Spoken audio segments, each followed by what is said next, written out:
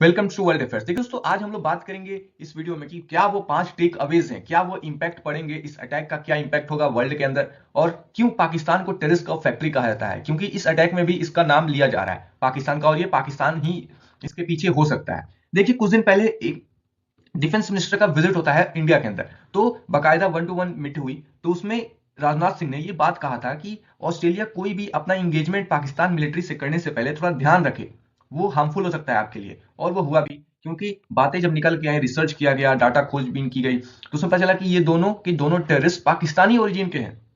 और एक ये फ्रूट वेंडर है, मतलब ऐसा समझिए कि वो सब फल बेचता है, और उसका ये बेटा 24 साल का, मात्र 24 साल का। सोचिए किस तरह से इसको रेडिकलाइज किया गया है, किस तरह से इसका ब्रेन वॉश किया गया है। ये दोनों 1998 में ऑस्ट्रेलिया में आते हैं, फिर बाद में वो वहां की नागरिकता ले लेते हैं।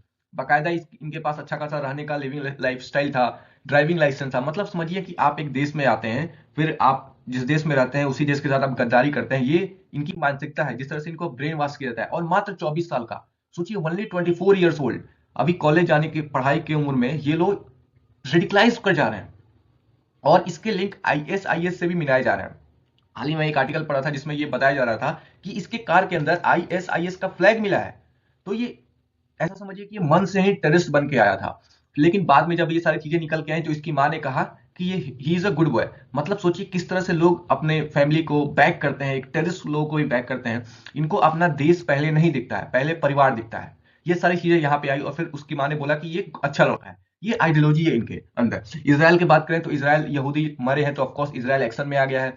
वो इन्वेस्टिगेशन कर रहा है कि कहीं ईरान तो इसके पीछे नहीं है। ये सारी चीजें निकल के आ रही है, लेकिन हाल ही में अब तक के इन्वेस्टिगेशंस के मुकाबले पाकिस्तानी लिंक बहुत ज्यादा पाए जा रहे हैं। लेकिन ये एक सिंगल अटैक नहीं है जहां पे ये पाकिस्तानी, ये सारे टेररिस्ट हैं। आपको बताऊं, सबसे ज्यादा टेररिस्ट कहीं से निकल के आते हैं तो वो पाकिस्तान से। सोचिए 12,000 से ज्यादा टेररिस्ट अभी तक निकल के आए हैं। फिर इराक है, नाइजीरिया है, सोमालिया है, सीरिया है, अफगानिस्तान है, येमेन है, फिलीपींस है, तुर्की है, बांग्लादेश से सोचिए 2,000 से प्लस ज्यादा टेररिस्ट निकल के आते। तो ये इनकी आइडियोलॉजी में गढ़ दिया गया है। और ये देखिए, ये लोग है ना, कम एज के बच्चों को पकड़ते हैं, ताकि उनके ब्रेन में कुछ होता नहीं है, ताकि वो लोग उसको आसानी से रेडिकलाइज कर सकते हैं। 16 साल से तैयार करेंगे उसको, 20-22 साल, 24 साल, ऐसे लोगों को ये पकड़ते हैं ताकि उनको अच्छे से रेडिकलाइज किया जा सके। वो सवाल नहीं पूछ सकते, ऐसा तरीके से उनको रेडिकलाइज किया था। ये सारी चीजें हुई है। अब हम लोग बात करें 5 मेजर टेक अवेज के ऊपर, तो देखिए सबसे पहली बात कि ज्यूइश जो डायस्पोरा है ना, वो अंडर थ्रेट है।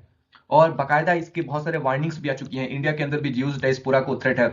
ये बाकायदा रॉ ने, ये इंटेलिजेंस एजेंसी ने ये सर्कुलर नोटिस जारी किया गया है। फिर बात करें तो ये वेस्ट एंटी इमिग्रेशन जो डिबेट है ना, कि क्यों दूसरे देश के लोग इस देश में आ रहे हैं, अटैक कर रहे हैं, लोयल नहीं है, तो ये जो डिबेट्स है ना, और बात करें तो सबसे इंपॉर्टेंट जो इमिग्रेंट्स को निकालने की जो प्रक्रिया है वो तेज हो जाएंगी। ये डिबेट्स, ये सारी चीजें हीटेड होने लगेंगी, बढ़ने लगेंगी। क्रिश्चियंस, मुस्लिम्स, हिंदूज, ये लोग आपस में क्लैश करने लगेंगे।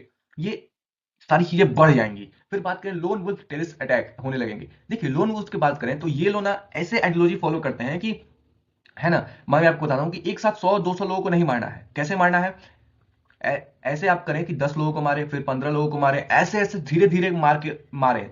भले 2 लोगों को रेडिकलाइज करें, वो 2 लोग 10 लोगों को मार के आएंगे, फिर 5 लोगों को रेडिकलाइज करें, वो 10 लोगों को मार के आएंगे। ऐसे करें ताकि लोगों के बीच में डर बना रहे। ये इस आइडियोलॉजी को फॉलो करते हैं, लोन वुल्फ टेरर अटैक करते हैं। क्योंकि अगर बड़ा अटैक होता है तो देश एकजुट हो जाता है, उसके खिलाफ एक्शन जल्दी होता है। तो ये छोटे छोटे अटैक्स में थोड़ा टाइम लगते हैं, और इनका ये मकसद सक्सेसफुल हो जाता है कि लोगों में डर बना रहता है।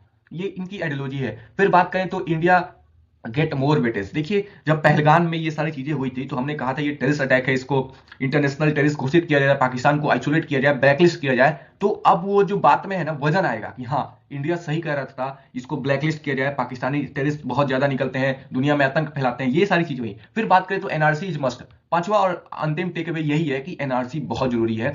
भाई क्यों रहेंगे आप किसी देश में? अगर आपका अपना देश है तो फिर दूसरे देश में जा रहे हैं, वहां पे आप टेररिस्ट आतंकवादी का काम करेंगे क्यों भाई? अगर भारत का देश है तो वो भारत केवल भारतीयों का देश है, ना कि बांग्लादेशियों का, ना कि पाकिस्तानियों का, ना कि अफगानिस्तानियों का, केवल भारतीयों का है। उम्मीद है वीडियो आपको समझ में आएगा, शेयर करेंगे। जय हिंद।